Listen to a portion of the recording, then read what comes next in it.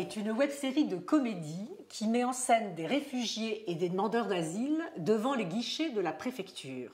Ils ne maîtrisent ni la langue ni nos codes culturels et parlent de façon trop familière. Une voix off les interrompt, ils reformulent leurs demandes, les mots justes et adaptés surgissent à l'écran pour les aider.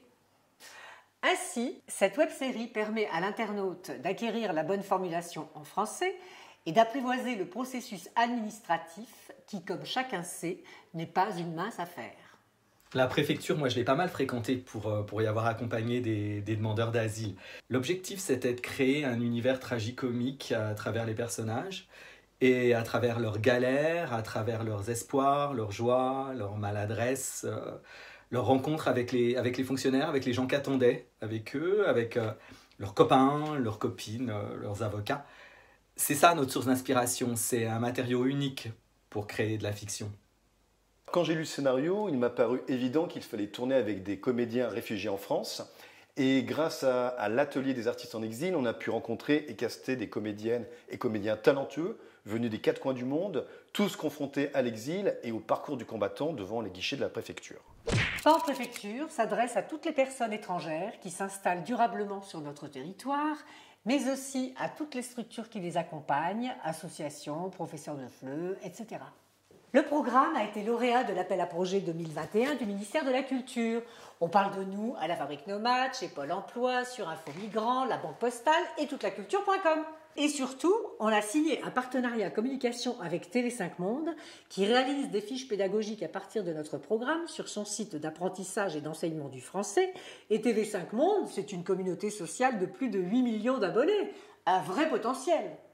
Alors, en saison 2... On joue avec les contraintes du huis clos, on se rapproche des personnages et on revisite le décor comme une projection de leurs états intérieurs. La caméra se rapproche d'un visage, on prend le temps d'une réaction, d'un regard, d'un silence.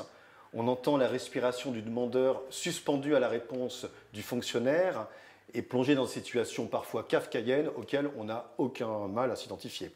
Les yeux cherchent une échappatoire, mais le décor reste a priori sans issue. Chacun est dans son rôle, mais parfois le regard de l'autre, le reflet d'un visage sur la vitre qui les sépare, entre en contradiction avec la posture choisie, sortant les protagonistes de la froideur administrative. Et puis, dans un épisode, l'éclairage transforme brusquement le guichet de la préfecture en boîte de nuit. Dans un autre, une focale courte nous plonge dans la folie d'un asile psychiatrique.